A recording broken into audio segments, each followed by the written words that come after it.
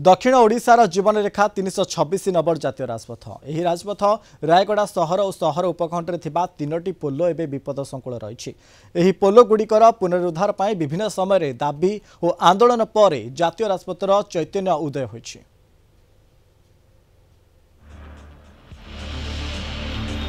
गंजाम जिलार आसिकारु आरंभ होइथबा 326 नंबर जातीय राजपथ रायगड़ा कोरापुट मालकानगिरी दे आंध्र प्रदेश चिंतूर रोड रे शेष होइछि।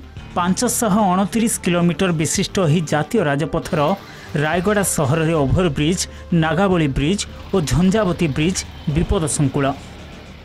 रायगड़ा सहर को जो कनेक्शन है एनएच किंबा स्टेट हाईवे से निहात रूप से जोगाजोग समस्त सहर को करने अच्छी किंतु एबे देखिए रायगड़ार जो तीनोटी ब्रिज रही प्रमुख ब्रिज जोटा कि जेकेपुर नागावली नदी उपर जो अवस्थित अच्छी से ब्रिज ता संगे संगे आमर एठी माझीगरी मंदिर पाखे से गोटे रही संगे फ्लाईओवर अच्छी जोटा कि एनएच उपर अच्छी यही जो तीनोटी ब्रिज प्रमुख भाव से ठिया जे कि कनेक्शन दिगरे सेटा रही किंतु कहवा गले एबे पूरा सही तीनोटी ब्रिज एबे गोटे भंगा अवस्था रही। आम रायगड़ा को कनेक्ट कला भली तीनटा ब्रिज अच्छी सेपटू आपंकर उत्तर पटे अच्छी जेकेपुर ब्रिज मझे टाउन मझे अच्छी ओभर ब्रिज तापर दक्षिण पटे रहा माझी मंदिर को लगी गोटे ब्रिज। ये तीनोटी ब्रिज भितर अवस्था विशेष संकटापन्न है आमर ओभर ब्रिज जोटा टाउन भितर अच्छी।